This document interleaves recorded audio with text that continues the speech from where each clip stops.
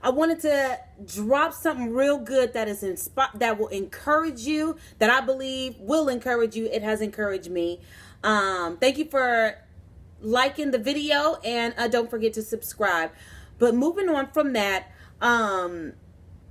I was worrying, and all of us do it. We all at some point in our lives worry about something.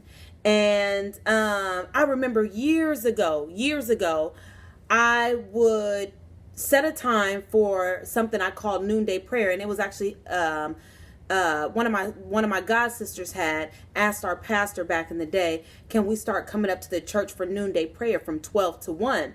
So we had started that. We were faithful in that, and we were consistent in that. But over the years, as life changed, I moved to a different state and everything. But those moments never left me. Noonday prayer never left me.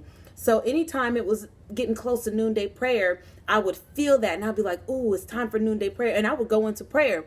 Well, I remember specifically on a day, I was at home at my mother's house, and noonday prayer was coming around. I had sent out a text to everybody. It was around 11:30 when I sent out the text. I said, if you have a prayer request, send it to me and I will pray for you. It's got all the prayer requests sent in. I was getting ready to get into prayer, and then I heard a knock on the door.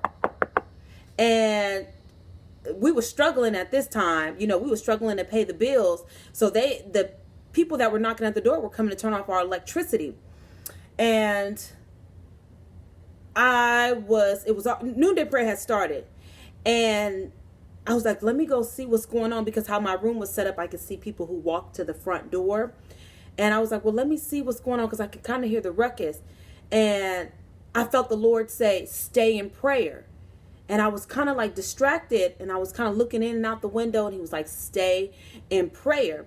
And I was like, okay. So as I began to pray, now mind you, in the past, these people have come to turn off our electricity before. It was just a switch that they touched, and it was shut down. But on this particular day, they were having a hard time finding the switch, the source to it all. So they were like yelling. I could hear them through the window. We're going to have to dig through the ground, have to dig a pipe through the ground and uplift it and take it off and all this stuff. And then the Lord kept saying to me, stay in prayer, stay in prayer. And as I stayed in prayer, I was still able to see and lightly hear enough of what was going on. They looked confused. They couldn't find it. You could see them looking around, trying to find it. And the Lord said, stay in prayer. And I just obeyed God. I was just obedient in that. And then this happened the whole time noonday prayer was going on. This prayer is from 12 to 1. And they couldn't figure it out. So as it got closer to noonday prayer, I could see their confusion and their chaoticness begin to like calm down a little bit.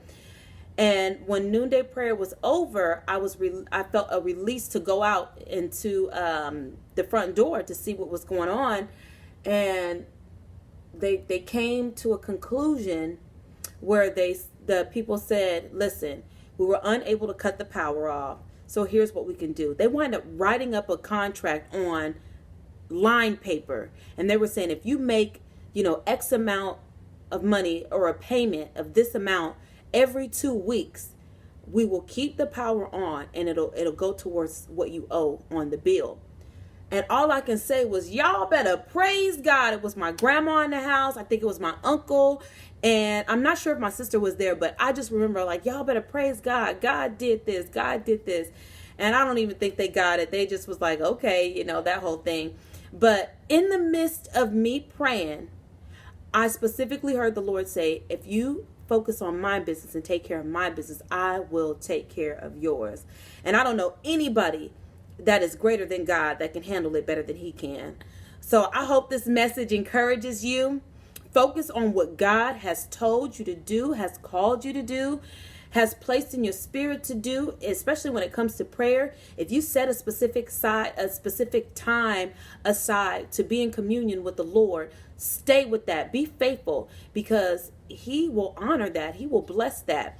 All right, this is your girl Darvanique sharing a quick dose. Take care of focus on God's business, and he will take care of yours. Talk to you soon.